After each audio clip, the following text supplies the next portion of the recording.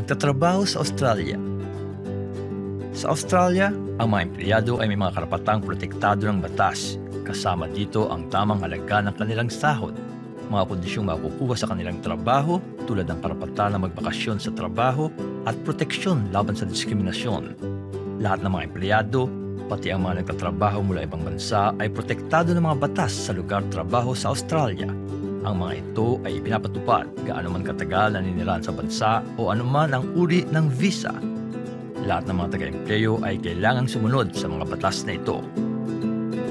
Minimum pay rates.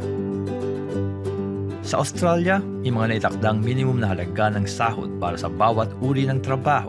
Lahat ng mga empleyado ay kailangang bayaran magsimula sa minimum rate ng sahod. Dapat silang mabayaran sa lahat ng mga oras na nagtrabaho. Di maaaring mapagkasunduan ng taga-empleyo at empleyado ang pagbayad sa mas mababang rata ng sahod. Ang mga empleyado ay dapat mabayaran ng pera at hindi ng mga bagay o serbisyo katulad ng pagkain, damit o tirahan. Ang mga minimum pay rates ay sinusuri kada taon at kadalasan ito ay tumataas tuwing unang araw ng Hulyo. Mayroon ding mga patakaran kung kailan makapagtrabaho ang empleyado, ang mga oras ng pagpapahinga at ilang oras magtrabaho. Ang Fair Work Ombudsman. Ang Fair Work Ombudsman ay nagbibigay ng libreng impormasyon at payo upang makatulong sa mga taga-empleyo at empleyado na maintindihan ang mga batas sa lugar trabaho sa Australia. Hindi kayo malalagay sa alanganin kung tumawag kayo sa Fair Work Ombudsman upang humingi ng impormasyon tungkol sa inyong sahod at iba pang mga benepisyo.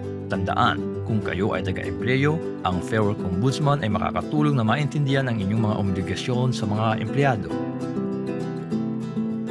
Makontak ang Fair Work Ombudsman sa www.fairwork.gov.au/Filipino o tumawag sa Fair Work Infoline sa 131394. Kung kailangan ng interpreter, tumawag sa Translating and Interpreting Service sa 131450 upang makipag-usap sa amin sa Filipino.